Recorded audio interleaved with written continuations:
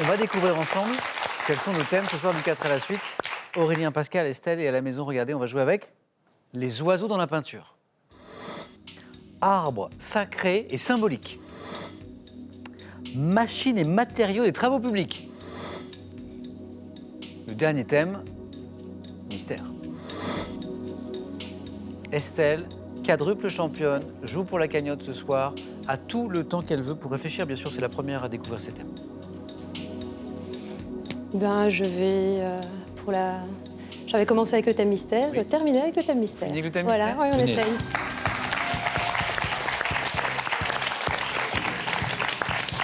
La géographie, Ça dépend. eh bien en fait c'est la base. Oui. Notion de base de la géographie. Oula, Pas mal je trouve, non? on va voir. Ça a l'air, on va voir plutôt Il faut retrouver loin dans... général. à l'école. Ce qui est bien avec Estelle, c'est que elle n'a pas de point faible. Je m'explique, c'est-à-dire qu'en fait, Estelle, il n'y a pas de domaine, je l'ai vu au face-à-face, où vous séchez quoi. Ben, j'allais dire, sauf la géographie. C'est vrai? Donc ouais, ça c'est pas trop mon truc. Oui, mais bon, vous m'avez dit ça pour la botanique. Et puis je vous ai vu trouver des bonnes réponses. Vous m'avez dit ça un petit peu pour le sport et je vous ai vu trouver des bonnes réponses. Donc voilà. On va voir, de toute façon c'est le jeu. On y va? Ouais, tout Toujours à bien fait. concentré, hein? Oui, oui, oui. Écoutez bien chaque mot de la question, Estelle. C'est parti. Premier 4 à la suite de ce soir. Top. Quel nom donne-t-on à chacune des 5 parties du monde délimitées par un ou plusieurs océans? Un continent. Quel anglicisme désigne le courant de l'Atlantique Nord, chaud et rapide, qui adoucit le climat de l'Europe occidentale?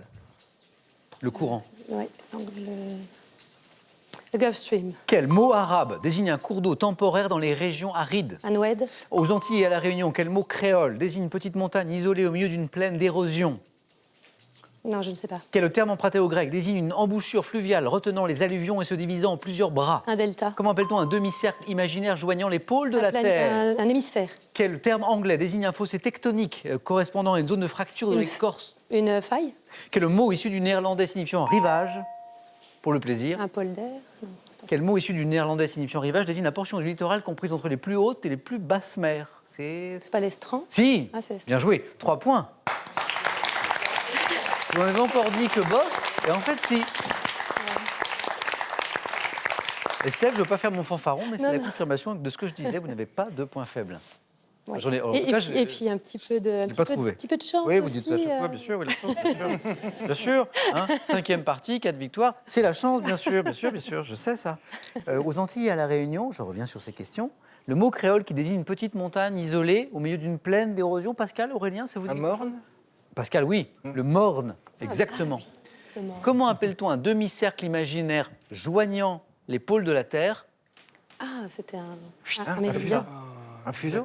Le méridien. Méridien, oui. C'est le méridien. C'est parti. Et quel terme anglais désigne un fossé tectonique, rien à voir avec la danse, hein, les gars, correspondant à une zone de fracture de l'écorce terrestre? C'est le rift. Ah, le rift. C'est le Ok. rift. C'est un joli score, Estelle, félicitations. 3 points.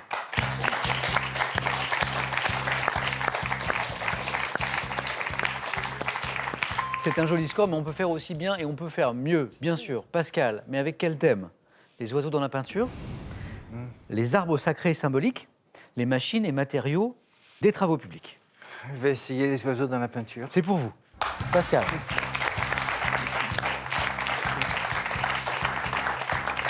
Venez un petit peu plus près de moi, Pascal, comme ça vous entendrez bien les questions avec le thème que vous avez choisi, donc les oiseaux dans la peinture. D'accord. On est prêt? Prêt. Allez. Top. En 1949, quel pigeon blanc Pablo Picasso figure-t-il sur l'affiche du Congrès mondial des Colombe. partisans de la paix? Oui.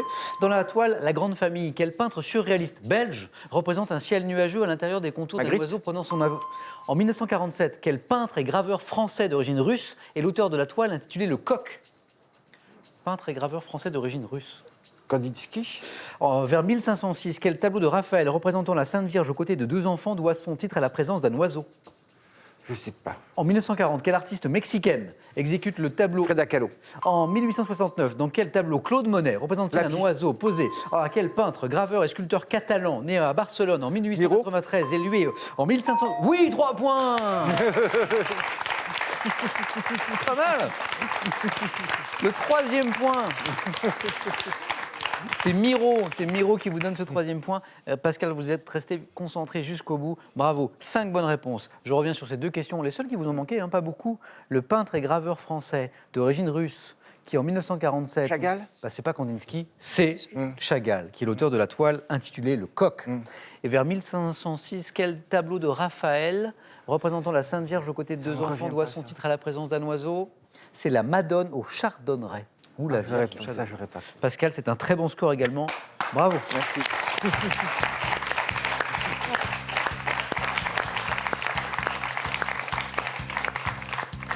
Aurélien, 2 jolis scores avant vous, avec Pascal et Estelle. Ce qui mettrait tout le monde d'accord, c'est un joli 4 à la suite, par exemple. Comment c'est ça? Avec quel thème? On vous a gardé les arbres sacrés et symboliques ou les machines et matériaux des travaux publics. Je vais prendre les arbres sacrés et symboliques. Aurélien?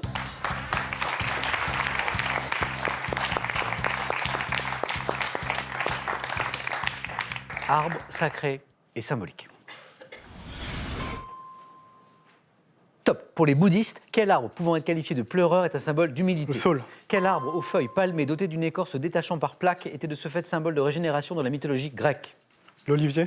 Quel arbre fruitier seul, prunus, dont on ne consomme que la graine, fleurit tôt au printemps et symbolise alors la renaissance Passe. de la nature? Quel grand figuier de l'Inde est considéré dans l'hindouisme comme un Passe. arbre sacré, faisant le? Quel arbre produisant des glands est considéré comme Le chêne. Oui. Quel arbre du bassin méditerranéen, comparé dans le Coran à la lumière d'Allah, est un L'olivier. symbole universel de? Quel arbre dont les fleurs donnent des infusions calmantes est sacré chez les peuples germaniques qui le nomment l'Inde? La camomille. Quel arbre aux fruits sucrés appartenant à l'espèce Phoenix dactylifera? Non, je reviens sur la question juste d'avant, qui était la question du 3e point. Bah oui. C'était le tilleul que nous cherchions. Dommage, c'était 2 points. On va applaudir Aurélien parce que il est passé tout près du 3e point. C'était pas mal, Aurélien. Le grand figuier de l'Inde, considéré comme un arbre sacré dans l'hindouisme, c'est le banyan, Estelle, tout à fait. L'arbre fruitier qui symbolise la renaissance de la nature, c'est l'amandier. Voilà. Seul prunus dont on ne consomme que la graine, disait la question. Et l'arbre aux feuilles palmées, doté d'une écorce qui se détache par plaques. Ça vous dit quelque chose, Pascal, Estelle? Le boulot? Non, c'est pas le bouleau, dont je crois effectivement Oui, l'écorce se je pense que détache c'était- aussi par plaques, était de ce fait symbole de régénération dans la mythologie grecque, c'est le platane. J'ai pas passé loin, Aurélien. Ouais, ça, je Félicitations, comprends. 2 points. Merci beaucoup, Aurélien.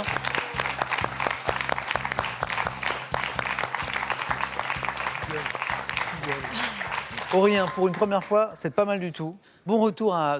le nom de cette localité m'intrigue. Et un jour, il faudrait que je passe par chez vous. Ouais. Bon retour à Tassin, la 2001, très joli. Et puis, on a un cadeau pour vous. Merci, Aurélien. Cuisinez vos plats préférés comme un chef en toute simplicité avec EasyChef Mixeo, le robot de cuisine multifonction. Vos classiques vous semblent un peu flous? Pour rafraîchir votre mémoire de manière ludique et efficace, Larousse vous propose l'histoire de France, la mythologie, la philosophie et la littérature pour ceux qui ont tout oublié. Le face-à-face dans un instant. Ne bougez pas. C'est un beau match qui arrive. Vraiment, vous ne voulez pas rater ça. Mais d'abord, ça aussi, c'est sympa, une belle voiture à gagner ou 20 000 euros. Juste pour vous, avec cette question, quel type d'artiste animant à Pantin parle sans remuer les lèvres? En tout cas, quand le numéro est réussi. 1, un ventriloque. 2, un funambule. 32 43, téléphone par SMS 1 ou 2, 7 10 20. Tirage au sort bonne chance parmi vos bonnes réponses. L'enjeu maintenant. Est-ce que Pascal va devenir notre nouveau champion ce soir? Est-ce que Estelle va enchaîner une cinquième victoire consécutive et décrocher la cagnotte? La réponse, ne bougez pas. Surtout, les amis, c'est dans quelques secondes sur France 3. À tout de suite.